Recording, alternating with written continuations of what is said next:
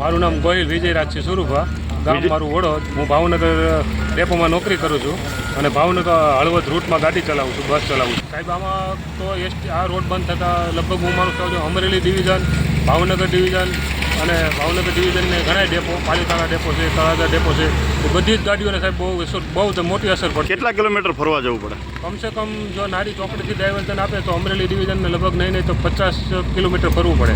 એની સામે પાલિતાણા, તળાજા આ બધાને ફરવું પડે, અમારે પણ ફરવું પડે. અને પ્લસ બરવાળા, વલભીપુર આ બે જે મેન પોઈન્ટ છે એ પોઈન્ટને બસની સુવિધા ન મળે. એ તો બધા અધિકારી લેવલની વાત છે, અમે તો સાહેબ નાના કર્મચારી છીએ. મારું નામ પ્રદ્યુમનસિંહ ગોહિલ, હું ઇન્ચાર્જ છું મદદ કાર્યાલય વલભીપુર, માનનીય ધારાસભ્યશ્રીના કાર્યાલયનો અને પૂર્વ પ્રમુખ વલભીપુર તાલુકા ભાજપ.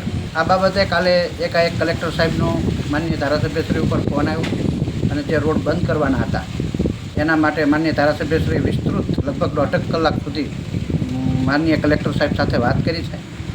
કાર્યપાલકશ્રી પણ કાલે વિઝિટ કરી ગયા છે અને માનનીય ધારાસભ્યશ્રીએ સરકારમાં કહી અને સૂચનાઓ પણ આપી છે. માનનીય કલેક્ટર સાહેબે પણ સૂચનાઓ આપી છે કે 2-4 દિવસ પૂરતો કદાચ આપણો ઘેરા બ્રિજ બંધ રહેશે, પણ ત્યાં સુધીમાં નીચે ડાયવર્ઝન કાઢી અને પહેલાં પણ 2 વર્ષ પહેલાં જ્યારે આપણે નાળાનું રિપેરિંગ કામ કર્યું હતું ત્યારે ડાયવર્ઝન જે ભોંગળા નાખીને કર્યું હતું એ રીતે કરવામાં આવશે. આ વિષય આખો R&B ડિપાર્ટમેન્ટનો છે. R&B ડિપાર્ટમેન્ટ એનું જે કાંઈ છે એ રીતે જોઈ અને પાણી વધારેમાં વધારે રીતે વહી શકે એવા મોટા ભૂંગળા મૂકી અને કામ કરવાની છે.